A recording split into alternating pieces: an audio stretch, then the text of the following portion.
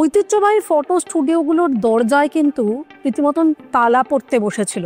তার কারণ সেখানে ক্রেতার অভাব। ফটো স্টুডিওর মালিকরা, তাদের কপালে ছিল চিন্তার ভাঁজ।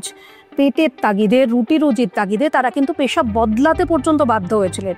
ক্যামেরাগুলো ধুলো জমছিল, দোকানে পড়ছিল তালা, কিন্তু আবারও নতুন করে যেন প্রাণ ফিরে পেয়েছে এই ফটো স্টুডিওগুলো।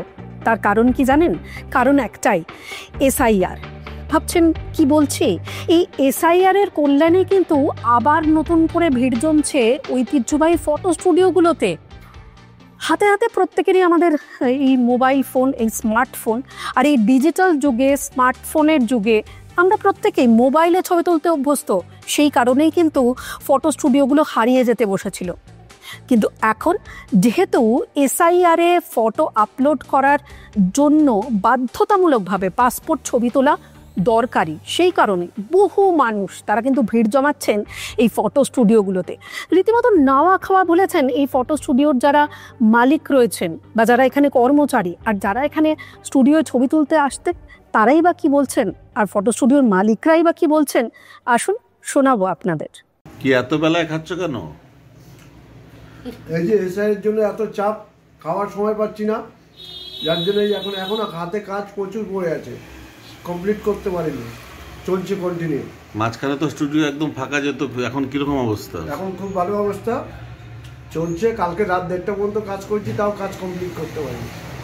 বাপরে বাপ। আবার 9টার সময় এসে ঢুকেছি, এখনো কন্টিনিউ চলছে। এসআইআর স্টুডিওটা আবার প্রাণ ফিরে পেয়েছে নাকি? পেয়েছে, হাসি মানে স্টুডিওওয়ালাদের মুখে একটু হাসি এসছে, এই বলতে হয় আর কিছু। এই তো ছবির কত ছবি চাপ বাবা। এই যে সব হচ্ছে।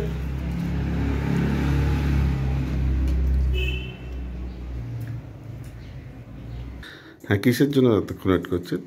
এসআইয়ের জন্য এসেছিলাম। 2 ঘন্টা বসে এই ছবি তুলে নিয়ে পালিয়ে যাচ্ছে।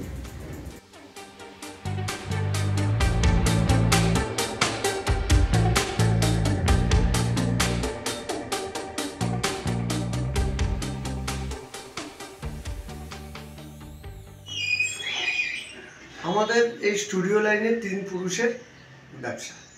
এই ব্যবসা একরকম মানে কি বলবো, মানে আগে যেমন স্টুডিও ব্যবসা অ্যানালগ ছিল, অ্যানালগ থেকে ডিজিটালে কনভার্ট হলো।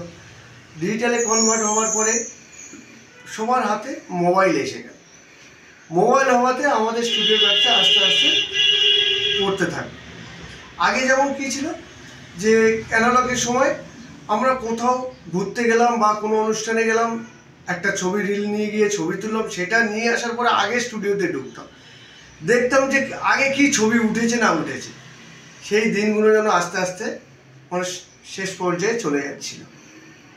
এইভাবে চলতে থাকছিল। এক সময় আমাদের স্টুডিওর ব্যবসা মানে কি বলবো, ওই দিন আনা দিন খাওয়ার মতন অবস্থা হয়ে গেল।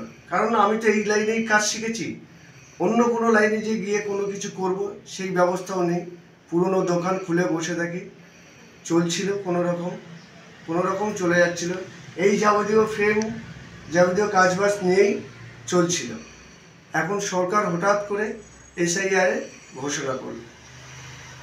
যেমন ভারতবাসীর মানুষের কাছে শুভ, আমাদের স্টুডিওওয়ালাদের সবার কাছে একটা মানে ঈশ্বরের প্রার্থনার মতন একটা দেবদূত হয়ে ফিরে এলো। এখন আমাদের কাছে মানে কি বলবো, সেই আগের মতো স্টুডিও লাইনে মানে প্রাণ খুলে পেল। দিনরাত্রি এক করে খেটে চলেছি, কন্টিনিউ কাজ চলছে। দিনরাত্রি 1:30 2টো বাড়ি ফিরছি, আবার সকালে আসছি, সারাদিন এইভাবে চলতে আছে। এইভাবেই এখন মোটামুটি একটু সব স্টুডিও ফটোগ্রাফি ব্যবসা একটু যেন হাসি ফিরে পেয়েছে।